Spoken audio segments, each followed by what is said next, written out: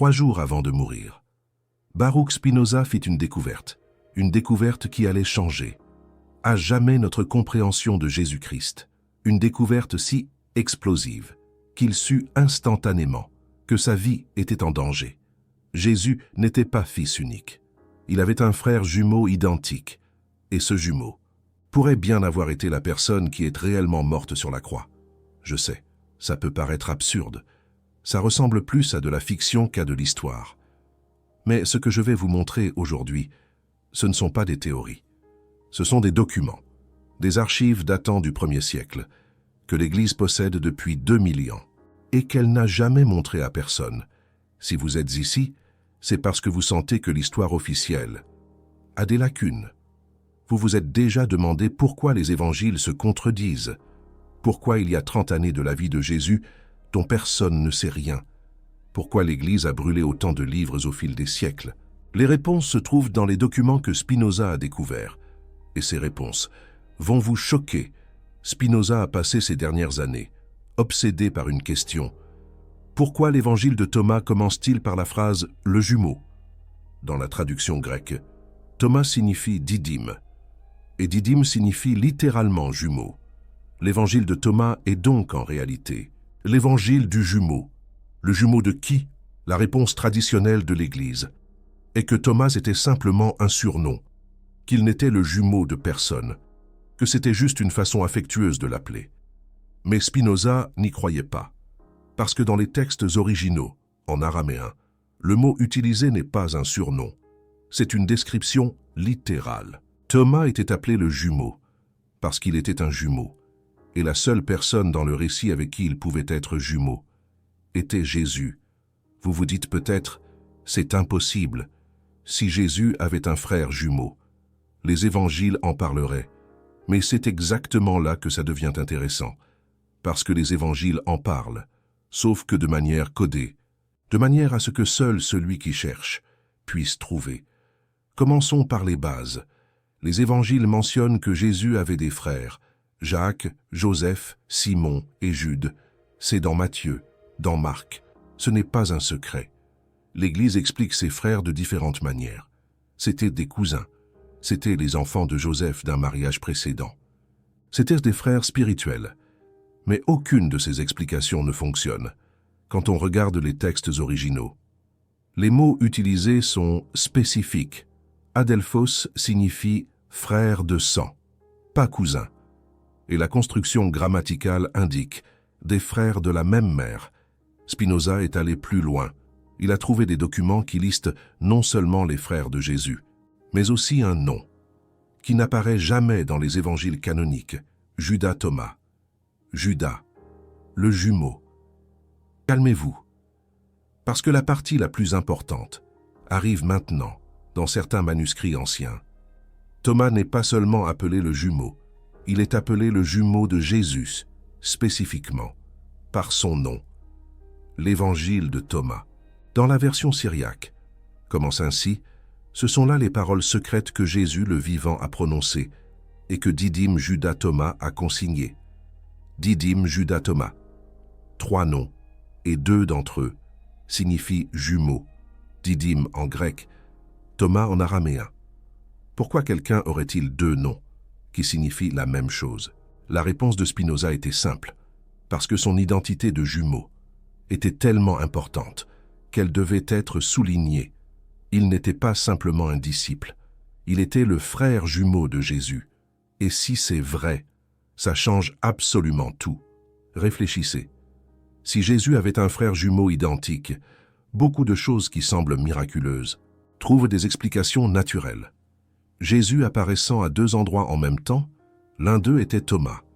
Jésus ressuscitant, peut-être que celui qui est mort sur la croix était Thomas, pas Jésus. Je sais, ça peut paraître une hérésie, mais Spinoza ne s'intéressait pas à l'hérésie. Il s'intéressait à la vérité. Et la vérité qu'il a trouvée dans les documents était perturbante. Passons aux faits historiques que l'Église préfère ignorer. Fait numéro 1. Les jumeaux étaient vus comme des présages dans le monde antique, dans la culture juive du 1er siècle.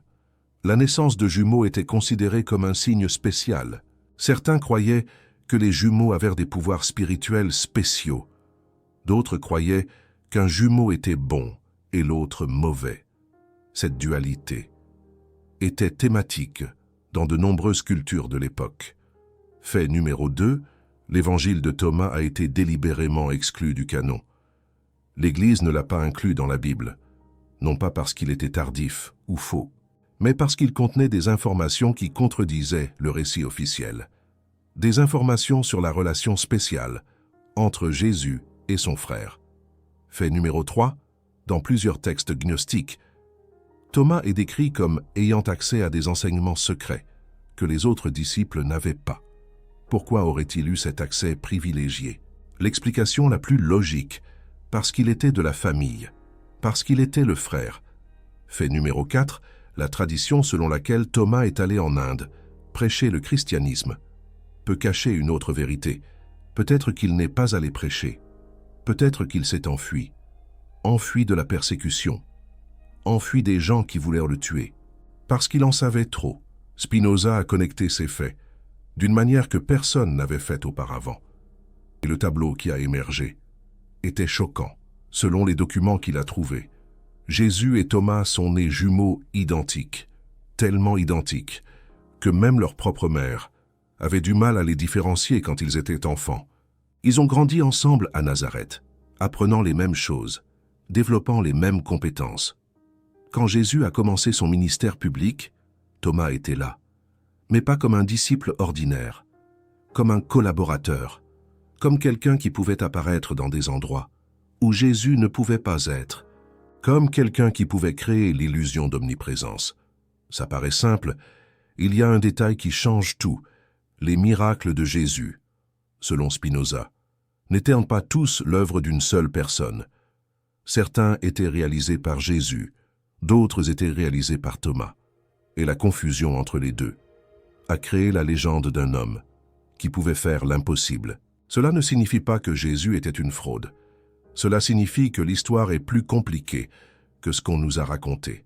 Cela signifie qu'il y avait deux hommes travaillant ensemble pour une cause à laquelle ils croyaient tous les deux. Cela signifie que le mythe du Jésus surnaturel a été construit, en partie, sur l'existence de son jumeau. Mais la partie la plus controversée est encore à venir. Spinoza a trouvé des références à un événement qui n'apparaît jamais dans les évangiles canoniques. Un événement que l'Église aurait fait tout pour effacer de l'histoire, la nuit avant la crucifixion, selon ses documents. Il y a eu une discussion entre Jésus et Thomas, une discussion sur qui devait mourir, une discussion sur le sacrifice. Les deux savaient que les Romains voulaient tuer Jésus. Les deux savaient qu'il n'y avait pas d'échappatoire. Et selon les documents de Spinoza, c'est Thomas qui s'est offert à mourir à la place de son frère. Gardez ça en tête, parce que ça va prendre sens très vite. La crucifixion était publique, mais le visage des condamnés était défiguré par la souffrance, sang, sueur, torture. Après des heures sur la croix, même ceux qui connaissaient la personne auraient du mal à la reconnaître. 3 jours avant sa mort, Baruch Spinoza a fait une découverte qui allait ébranler tout ce que nous pensions savoir sur Jésus-Christ. Une révélation tellement explosive qu'il a su qu'instantanément que sa vie était en danger. Jésus n'était pas fils unique. Jésus avait un frère jumeau identique. Et ce jumeau pourrait bien avoir été celui qui est mort sur la croix. Si Thomas avait pris la place de Jésus sur la croix, qui l'aurait su? Les soldats romains ne connaissaient pas Jésus personnellement. Les prêtres juifs qui l'avaient condamné ne l'avaient vu que brièvement. Et les disciples étaient cachés, de peur d'être arrêtés, eux aussi. La seule personne qui se trouvait près de la croix, selon les évangiles, était Marie-Madeleine. Et voici un autre détail intéressant. Marie-Madeleine est décrite comme pleurant, mais pas comme hystérique. Pas comme quelqu'un qui vient de perdre l'amour de sa vie. Certains érudits ont interprété cela comme une force de caractère. Spinoza, lui, l'a interprété comme une connaissance. Elle savait que ce n'était pas Jésus sur la croix. Vous vous demandez peut-être, et la résurrection? Si Jésus n'est pas mort, comment est-il ressuscité? La réponse de Spinoza est élégante dans sa simplicité, Jésus n'est pas ressuscité, parce que Jésus n'est pas mort. Celui qui est mort, c'est Thomas, et celui qui est apparu après la crucifixion, dans les récits des évangiles, c'était le Jésus original, le Jésus qui n'était jamais mort. Cela expliquerait pourquoi les apparitions post-résurrection sont si étranges. Pourquoi Jésus est parfois reconnu, et parfois non. Pourquoi il apparaît dans des pièces fermées. Pourquoi il disparaît subitement. Ce n'étaient pas des miracles. C'était une personne réelle, vivante, qui se cachait. Mais alors, pourquoi l'Église cacherait-elle cela? La réponse a à voir avec la fondation de la foi chrétienne. Le christianisme est construit sur la résurrection. Si le Christ n'est pas ressuscité, dit Paul, notre foi est vaine. La résurrection est le miracle central et l'événement qui prouve la divinité de Jésus. Si la résurrection était, en réalité, un échange de jumeaux, toute la structure théologique s'écroule. Jésus serait toujours un grand maître. Il serait toujours un prophète, mais il ne serait pas Dieu incarné qui a vaincu la mort. L'Église primitive a été confrontée à cette question. Et la solution qu'elle a trouvée a été simple, effacer Thomas de la narration comme jumeau, le transformer en un simple disciple, connu ironiquement comme le douteux, celui qui n'a pas cru à la résurrection. L'ironie est brutale. L'homme qui est possiblement mort pour que Jésus vive a été transformé en symbole du doute. L'homme qui a fait le plus grand sacrifice a été effacé de l'histoire. Spinoza a trouvé des preuves de cette transformation dans les manuscrits. Des textes anciens qui mentionnaient le jumeau ont été altérés. Des copies qui spécifiaient la relation ont été détruites. Et une nouvelle histoire a été créée. Thomas n'était qu'un surnom, pas une description littérale. Mais tous les textes n'ont pas été détruits. Certains ont survécu dans des communautés que l'Église ne contrôlait pas, les gnostiques de Syrie, les chrétiens d'Inde, les érudits juifs qui conservaient des versions alternatives de l'histoire. Et ce sont ces textes qui sont parvenus aux mains de Spinoza, des siècles plus tard, à travers un réseau de contacts qu'il n'a jamais complètement révélé. Ce qu'il a découvert dans ces textes était trop explosif pour être publié de son vivant. Il savait qu'il serait persécuté. Il savait qu'il serait tué.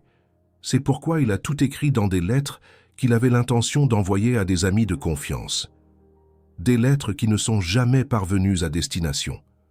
3 jours après avoir fait sa découverte finale sur le jumeau, Spinoza est mort, officiellement, de la tuberculose. Mais de nombreux historiens remettent en question ce diagnostic. Il avait 44 ans. Il travaillait normalement jusqu'à quelques jours avant sa mort. Et la tuberculose, à cette époque, était une maladie longue. Pas quelque chose qui tuait en 3 jours. La théorie selon laquelle Spinoza a été empoisonné a gagné en force au fil des siècles. Et la découverte sur le jumeau de Jésus serait une raison suffisante. Parce que si cette information se répandait, elle ébranlerait les fondements d'une religion qui dominait déjà l'Europe. Elle ébranlerait le pouvoir du pape. Elle ébranlerait la structure entière de la société occidentale. Tuer un philosophe était un petit prix à payer pour garder le secret. Mais le secret n'est pas mort avec Spinoza. Il a laissé des pistes, des annotations en marge de ses livres, des références codées dans ses lettres. Et le plus important, il l'a raconté à des personnes qui l'ont raconté à d'autres personnes. L'histoire du jumeau de Jésus a survécu dans l'ombre, dans des sociétés secrètes, dans des traditions orales, dans des textes qui circulaient entre des érudits qui osaient questionner. Et en 1945, quelque chose d'extraordinaire est arrivé. Un paysan égyptien nommé Antoine Dubois creusait près de Nag Hammadi, lorsqu'il a trouvé un jarre de céramique. À l'intérieur du jarre se trouvaient 13 codex de papyrus, des textes anciens qui avaient été cachés au IVe siècle pour échapper à la destruction ordonnée par l'Église. Parmi ces textes se trouvait l'évangile de Thomas complet, le même évangile que Spinoza avait étudié en fragments, le même évangile qui commence en appelant Thomas jumeau. La découverte de Nag Hammadi a confirmé beaucoup de ce que Spinoza avait théorisé 300 ans auparavant. Les textes existaient, les références aux jumeaux existaient. L'Église avait délibérément supprimé cette information. Mais même après Nag Hammadi, la narration officielle n'a pas changé. L'Église a continué d'insister sur le fait que Thomas n'était qu'un surnom, a continué de nier toute possibilité que Jésus ait eu un frère jumeau. Pourquoi cette résistance si féroce? Parce qu'admettre l'existence du jumeau serait admettre que la résurrection pourrait ne pas avoir été ce qu'elle semblait être. Et sans la résurrection, le christianisme tel que nous le connaissons n'existerait pas. Et ici, nous devons comprendre quelque chose de fondamental sur la façon dont l'Église a construit sa narration. Au IVe siècle, lorsque Constantin a décidé d'unifier l'Empire romain sous une seule religion, il avait besoin d'une histoire simple, une histoire que n'importe qui pouvait comprendre, une histoire qui inspire une dévotion absolue. Un Jésus avec un frère jumeau compliquait trop les choses, soulevait des questions incommodes, créait des doutes là où il devrait y avoir certainement. Alors la solution a été d'éliminer le jumeau de la narration, pas physiquement, parce que Thomas était déjà mort depuis des siècles, mais narrativement. Transformer le jumeau en un simple disciple, effacer toute référence à sa véritable identité.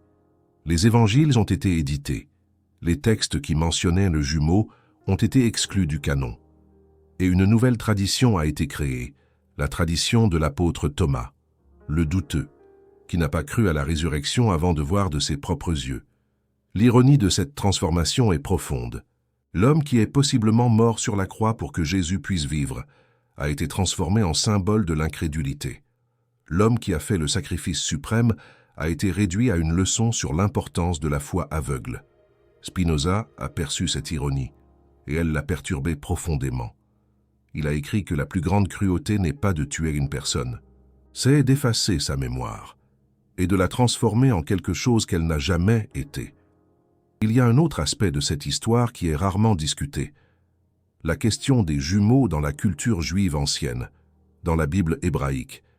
Il y a plusieurs histoires sur les jumeaux, Ésaü et Jacob, Pérez et Zéra. Et dans toutes ces histoires, les jumeaux représentent la dualité, lumière et ombre, bien et mal, élu et rejeté. Si Jésus avait un jumeau, cette dualité gagnerait une dimension totalement nouvelle, 3 jours avant sa mort. Baruch Spinoza a fait une découverte qui allait ébranler tout ce que nous pensions savoir sur Jésus-Christ. Une révélation tellement explosive qu'il a su instantanément que sa vie était en danger. Jésus n'était pas fils unique. Jésus avait un frère jumeau identique, et ce jumeau pourrait bien avoir été celui qui est mort sur la croix, une substitution, un sacrifice ultime. Jésus aurait été le jumeau choisi, le Messie promis, et Thomas aurait été le jumeau resté dans l'ombre, celui qui a soutenu son frère en silence, celui qui a éventuellement donné sa vie pour lui, un acte d'amour fraternel, inégalable. Cette narration serait beaucoup plus humaine que la narration de l'Église. Elle montrerait Jésus comme faisant partie d'une vraie famille, avec des relations réelles, avec un frère qui l'aimait au point de mourir à sa place. Un sacrifice incommensurable. Mais l'Église ne voulait pas un Jésus humain, elle voulait un Jésus divin. Et un Jésus divin ne peut pas avoir un frère jumeau ordinaire, un double terrestre, un être de chair. C'est pourquoi l'histoire a dû être modifiée, adaptée, voire inventée. Spinoza a également enquêté sur la question génétique des jumeaux, à son époque. La science ne comprenait pas encore comment les jumeaux identiques se formaient. Mais il avait des observations pratiques. Il savait que les jumeaux identiques étaient indistinguibles, même pour les personnes proches. Il savait qu'ils pouvaient se faire passer l'un pour l'autre, sans que personne ne s'en aperçoive. Un jeu de miroir. Perturbant. Si Jésus et Thomas étaient des jumeaux identiques, les possibilités étaient énormes. Ils auraient pu diviser le ministère entre eux, l'un prêchant à un endroit, tandis que l'autre prêchait ailleurs, créant l'illusion que Jésus était partout en même temps, comme une omniprésence non orchestrée, les miracles de multiplication, les apparitions mystérieuses, la capacité de Jésus à échapper à des foules hostiles. Tout cela gagnerait des explications naturelles s'il y avait 2 hommes identiques, travaillant ensemble, une collaboration, secrète. Spinoza n'essayait pas de discréditer Jésus. Il essayait de comprendre l'histoire réelle derrière la légende, et l'histoire réelle, selon lui, était encore plus impressionnante que la légende, une histoire de dévouement absolu, deux frères qui ont travaillé ensemble pour une cause à laquelle ils croyaient, l'un d'eux qui a donné sa vie pour que l'autre puisse continuer, une conspiration d'amour fraternel qui a duré jusqu'à la mort, un lien indéfectible. C'est l'histoire que l'Église a cachée, non pas parce qu'elle est moins sacrée, mais parce qu'elle est plus humaine. Et l'Église a toujours préféré le surnaturel à l'humain, un choix lourd de conséquences. Analysons les preuves de manière plus profonde, parce que ce qui rend la théorie de Spinoza convaincante, ce n'est pas seulement un texte ou deux, c'est le schéma qui émerge.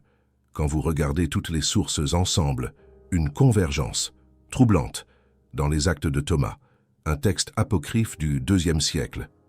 Thomas est rétérément appelé le jumeau du Messie, pas jumeau symbolique, jumeau littéral. Le texte décrit des situations où des personnes confondent Thomas avec Jésus. Des situations où ils sont physiquement identiques, une ressemblance parfaite. Dans un épisode célèbre, Jésus apparaît à une mariée la nuit de son mariage. Mais quand le mari entre, il voit Thomas. La mariée jure que c'était Jésus. Le mari voit Thomas. Le texte suggère que les deux étaient indistinguibles, une identité fluide. Pourquoi un texte chrétien primitif inclurait-il cela? Pourquoi créer une confusion entre Jésus et un disciple? À moins que cette confusion ne soit basée sur quelque chose de réel, à moins que les deux ne soient vraiment identiques. Un puzzle complexe. Un autre texte, le livre de Thomas l'athlète, commence avec Jésus appelant Thomas, mon jumeau, mon vrai compagnon. Les mots utilisés dans l'original copte sont inéquivoques. Ce n'est pas une métaphore, c'est une description littérale, un témoignage précieux. L'Église rejette ces textes comme des hérésies gnostiques. Mais Spinoza a demandé, et si les gnostiques avaient préservé des vérités que l'Église voulait cacher? Et si ces textes sont plus anciens et plus précis que les évangiles canoniques? Une hypothèse audacieuse. La chronologie appuie cette possibilité. L'évangile de Thomas, de l'avis de nombreux érudits, contient du matériel aussi ancien que les évangiles de Matthieu et Luc. Certains affirment qu'il est encore plus ancien, qu'il préserve des paroles de Jésus dans leur forme la plus originale, une source inestimable. Si cela est vrai, alors les références aux jumeaux ne sont pas des additions tardives. Elles font partie de la tradition la plus ancienne, sur Jésus. Et l'Église les a supprimées délibérément. Lorsqu'elle a canonisé les 4 évangiles, une censure stratégique. Chez Spinoza est allé encore plus loin. Il a analysé les évangiles canoniques à la recherche de traces de la narration du jumeau, qui aurait pu survivre à l'édition des Esseus du passé. Et il en a trouvé dans l'évangile de Jean. Il y a un épisode célèbre connu sous le nom de l'incrédulité de Thomas. Jésus apparaît aux disciples après la résurrection. Mais Thomas n'est pas présent quand les autres le lui racontent. Thomas dit qu'il ne croira que s'il met son doigt dans les plaies. Une exigence, sans concession. Une semaine plus tard, Jésus apparaît à nouveau. Thomas met sa main dans les plaies et déclare « Mon Seigneur et mon Dieu », une profession de foi soudaine. L'interprétation traditionnelle est que Thomas a douté, puis a CRU. Mais Spinoza a vu quelque chose de différent, une autre lecture. Pourquoi Thomas, spécifiquement, douterait-il? Les autres disciples ont accepté la résurrection immédiatement. Pourquoi Thomas serait-il différent? Une question fondamentale. La réponse de Spinoza. Parce que Thomas savait quelque chose que les autres ne savaient pas. Il savait que ce n'était pas Jésus qui était mort sur la croix. Il le savait parce qu'il avait lui-même envisagé de prendre la place de Jésus, ou parce qu'il savait que Jésus était vivant tout le temps. Un secret, bien gardé. Le doute de Thomas ne portait pas sur la résurrection, il portait sur l'identité. Il avait besoin de toucher les plaies pour confirmer que c'était vraiment Jésus là, que ce n'était pas quelqu'un d'autre, que ce n'était pas une tromperie, une substitution. Quand Thomas déclare « Mon Seigneur et mon Dieu », il n'exprime pas la foi religieuse, Il exprime un soulagement. Soulagement de voir son frère vivant. Une joie indescriptible. Cette interprétation change complètement le sens de l'épisode et explique pourquoi l'Église s'est autant efforcée de le transformer en une leçon sur la foi et le doute. Une manipulation subtile. Une autre trace que Spinoza a identifiée se trouve dans les contradictions entre les récits de la résurrection. Matthieu dit une chose, Marc dit une autre, Luc dit une autre, Jean dit une autre. Des versions divergentes. Ces contradictions sont traditionnellement expliquées comme des perspectives différentes du même événement. Mais Spinoza a proposé une autre explication. Les contradictions existent parce que les auteurs essayaient d'harmoniser deux traditions différentes. Une tradition où Jésus est mort et ressuscité. Une autre tradition où Jésus n'est jamais mort, parce que Thomas est mort à sa place. Une dichotomie complexe. Les évangiles canoniques sont une tentative de fusionner ces deux traditions. Et les coutures de cette fusion sont visibles dans les contradictions, les failles d'un récit remanié. La preuve la plus forte, cependant, vient de l'extérieur des textes chrétiens, des sources externes. Spinoza a trouvé des références dans des sources juives des 1er et 12e siècles, qui mentionnaient deux frères identiques, de Galilée, qui causèrent la confusion. Ces références n'utilisaient pas les noms Jésus et Thomas. Elles utilisaient des noms juifs, Yeshua et Yehuda, des équivalents hébraïques. Yeshua est la forme hébraïque de Jésus. Yehuda est la forme hébraïque de Judas. Et rappelez-vous, le nom complet de Thomas était Judas Thomas. Judas, le jumeau, un surnom révélateur. Les sources juives décrivaient ces deux frères comme des sorciers ou des magiciens. Elles décrivaient des miracles qu'ils étaient supposés accomplir. Et elles décrivaient la confusion que leur ressemblance causait, une réputation sulfureuse. Ces sources ont été largement ignorées par les érudits chrétiens, qui les considéraient comme de la propagande antichrétienne. Mais Spinoza les a lues différemment. Il y a vu un registre indépendant de l'existence de deux frères identiques, un registre qui confirmait la théorie du jumeau, une corroboration inattendue. La question qui demeurait: qu'est-il arrivé à Jésus après la crucifixion? Si ce n'est pas lui qui est mort, où est-il allé? Un mystère persistant. Spinoza a trouvé des traditions qui pointaient vers l'Est, vers l'Inde, vers la région où, siècles plus tard, Thomas serait vénéré comme apôtre, un exil volontaire. 3 jours avant sa mort, Spinoza a fait une découverte qui allait bouleverser tout ce que nous pensions savoir sur Jésus-Christ, une révélation tellement explosive qu'il a su, instantanément, que sa vie était en danger. Jésus n'était pas fils unique. Jésus avait un frère jumeau, identique, et ce jumeau pourrait bien avoir été celui qui est mort sur la croix. L'église de saint Thomas à Chennai, en Inde, affirme conserver les restes mortels de Thomas. Mais certaines traditions locales racontent une histoire différente. Elles racontent que Thomas n'est pas allé seul en Inde. Elles racontent qu'il était accompagné par un autre homme. Un homme que certains appelaient maître. Un homme qui est mort au Cachemire bien après la supposée crucifixion, à Srinagar, au Cachemire. Il existe un tombeau appelé Rosabal. La tradition locale dit qu'y est enterré un prophète appelé Yuz Asaph. Les caractéristiques décrites pour Yuz Asaph coïncident avec des descriptions de Jésus. Et la date estimée de sa mort est bien postérieure à l'an 33. Coïncidence? Peut-être. Mais Spinoza ne croyait pas aux coïncidences de ce genre. Il y voyait un schéma. Il voyait des preuves que Jésus a survécu à la crucifixion et a vécu le reste de sa vie dans l'anonymat, loin de Rome et de Jérusalem. La tradition du tombeau de Rosabal est fascinante pour plusieurs raisons. Premièrement, le tombeau est orienté dans le style judaïque et non islamique, bien qu'il soit dans une région à majorité musulmane. Deuxièmement, il y a des inscriptions anciennes qui mentionnent un prophète venu de l'Ouest, qui était connu pour ses guérisons et ses enseignements, et qui a amené des disciples avec lui. Les empreintes de pieds sculptées dans la pierre du tombeau montrent des marques de blessures aux pieds, correspondant aux blessures de crucifixion. Ces empreintes sont vénérées depuis des siècles par les habitants, qui les considèrent comme sacrées.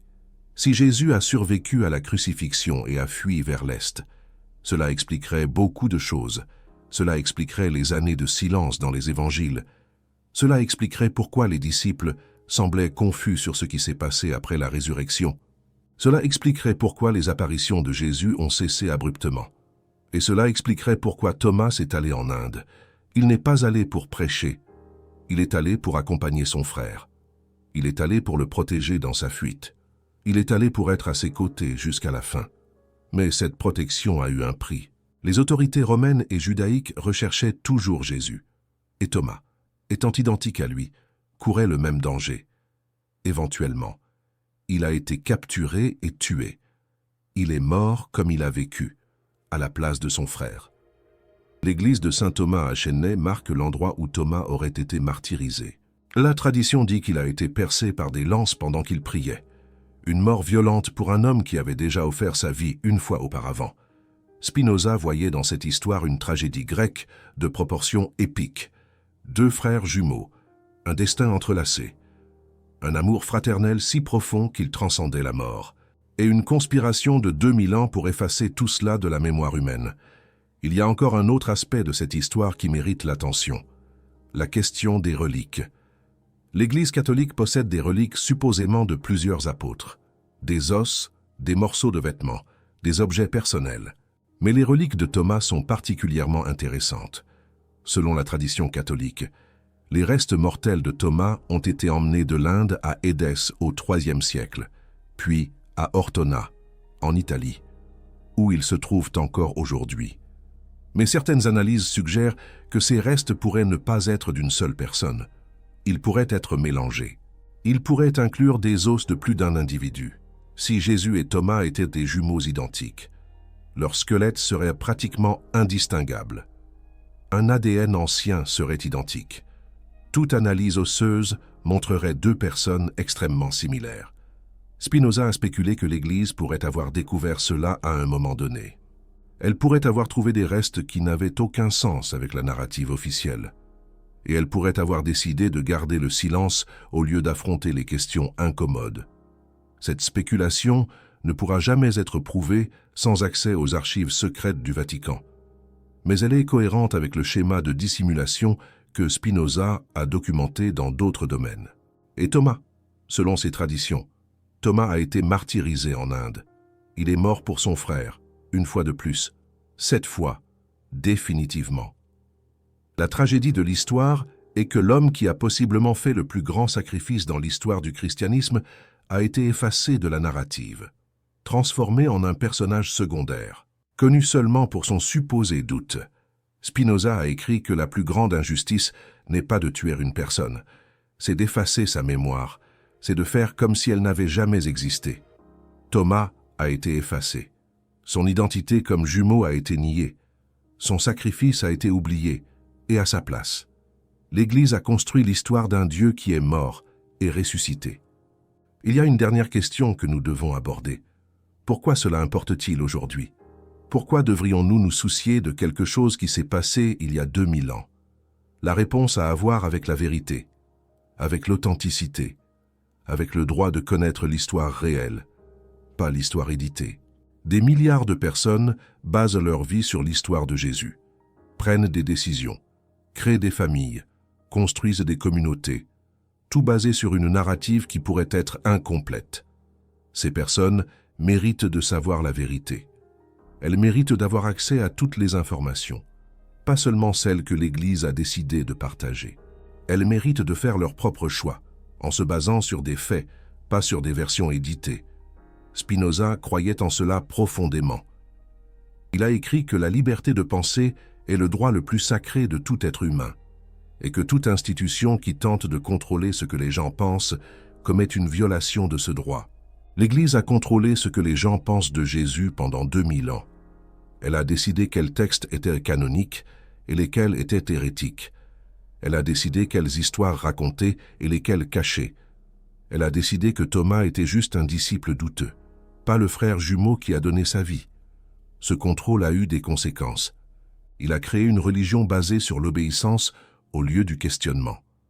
Il a créé une culture qui valorise la foi aveugle au lieu de la recherche de la vérité. Il a créé des générations de personnes qui n'ont jamais appris à questionner ce qu'on leur disait. Spinoza voulait changer cela. Il voulait un monde où les gens penseraient par eux-mêmes, où la vérité serait plus importante que la tradition, où personne n'aurait le pouvoir de décider ce que les autres peuvent ou ne peuvent pas savoir. Il n'a pas vécu pour voir ce monde. Mais il a planté des graines qui continuent de pousser. Chaque personne qui questionne la narrative officielle, chaque érudit qui cherche des textes alternatifs, chaque curieux qui refuse d'accepter des réponses toutes faites, tous sont des héritiers de Spinoza. Et maintenant, vous aussi. L'histoire du jumeau de Jésus n'est pas juste une curiosité historique. C'est une invitation au questionnement. Un rappel que la vérité est plus complexe que ce qu'on nous dit. Une démonstration que même les institutions les plus puissantes ont des secrets. Vous venez de découvrir des vérités qui ont coûté la vie à Spinoza. Des découvertes qu'il a faites 3 jours avant de mourir dans des circonstances mystérieuses. Ces informations ont été supprimées pendant 2000 ans parce qu'elles menacent la structure entière du christianisme. Le Super Thanks juste en dessous n'est pas juste un soutien financier. C'est vous qui dites que les vérités cachées doivent être révélées. Et vous rejoignez ceux qui choisissent de questionner plutôt que d'accepter aveuglément. Lorsque vous cliquez sur ce cœur doré, vous honorez la mémoire de Spinoza et de Thomas. Les deux ont été réduits au silence. Vous pouvez leur donner une voix. Maintenant, l'application pratique. Que faire de cette information? Premièrement, comprenez que questionner n'est pas la même chose que rejeter. Vous pouvez continuer à être chrétien et accepter que l'histoire de Jésus est plus complexe que ce qu'on vous a raconté. Le message d'amour, de compassion et de justice reste valide, indépendamment du nombre de frères que Jésus avait. Deuxièmement, investiguez par vous-même. Les textes que j'ai mentionnés existent. L'évangile de Thomas est disponible en ligne. Les actes de Thomas peuvent être lus. Les manuscrits de Nag Hammadi sont traduits. Vous n'avez pas besoin de me croire. Vous pouvez vérifier. Troisièmement, demandez-vous pourquoi l'Église résiste tant à cette histoire. Pourquoi maintenir le secret pendant 2000 ans? Qu'ont-ils à perdre si la vérité éclate? Les réponses à ces questions révèlent beaucoup sur la nature du pouvoir religieux. Comme disait Michel Foucault, Spinoza croyait que la vérité libère. Il a dédié sa vie à chercher des vérités incommodes, des vérités que des institutions puissantes voulaient cacher. Et il a payé le prix pour cela, un peu comme Voltaire l'a fait à son époque. Thomas a aussi payé le prix, si la théorie de Spinoza est correcte. Thomas a donné sa vie pour que son frère puisse continuer à vivre. Et ensuite, il a été effacé de l'histoire. Les deux ont été réduits au silence. Mais la vérité a une façon de survivre. Elle se cache dans des textes oubliés, dans des traditions orales de peuples lointains, dans des tombeaux du Cachemire et des églises de l'Inde, des lieux où la lumière de la connaissance persiste, malgré l'obscurantisme. Et de temps en temps, quelqu'un comme Spinoza rassemble les pièces, reconstitue l'histoire et la raconte au monde, comme un archéologue exhume un artefact précieux. Mais il y a quelque chose d'autre que vous devez savoir sur le destin des découvertes de Spinoza. Après sa mort, ses effets personnels ont été inventoriés, ses livres ont été catalogués, ses lettres ont été collectées. Mais tout n'est pas arrivé à l'inventaire officiel. Des témoins de l'époque ont rapporté que des hommes non identifiés ont visité la maison de Spinoza dans les heures qui ont suivi sa mort, avant que la famille puisse arriver. Avant que les autorités puissent tout documenter, ces hommes ont emporté des documents. Quels documents? Nul ne le sait avec certitude. La théorie la plus acceptée est que c'étaient des agents de l'Église ou de gouvernements alliés à la papauté. La même réseau qui a persécuté Spinoza en vie a continué à opérer après sa mort. L'objectif, garantir que certaines découvertes ne parviennent jamais au public. Un peu comme dans Le nom de la rose d'Umberto Eco. Certains historiens croient que les documents sur le jumeau de Jésus sont encore aujourd'hui dans les archives secrètes du Vatican, dans une section à laquelle PE ont accès, gardés non pour être étudiés, mais pour ne jamais être révélés. Le Vatican possède plus de 53 000 mètres linéaires de documents historiques. La plupart n'ont jamais été numérisés. La plupart n'ont jamais été rendus publics. Quoi d'autre est caché dans ces étagères? Quelles autres vérités l'Église a-t-elle décidé que vous ne devriez pas savoir? Spinoza est mort en essayant de répondre à ces questions. Mais les questions ont survécu. Et chaque génération qui les pose honore sa mémoire. Chaque personne qui refuse d'accepter des réponses toutes faites continue son travail. Une quête perpétuelle de la vérité, à la manière de Camus. Maintenant, vous savez. Maintenant, vous faites partie de ceux qui savent. La question est, qu'allez-vous faire avec cela? Commentez ici en bas si Jésus avait un jumeau. Qui pensez-vous qui est réellement mort sur la croix? Je veux connaître votre théorie. Et si vous connaissez quelqu'un qui a besoin d'entendre cette histoire, envoyez cette vidéo. Parce que plus il y aura de personnes qui le sauront, plus il deviendra difficile de garder le silence.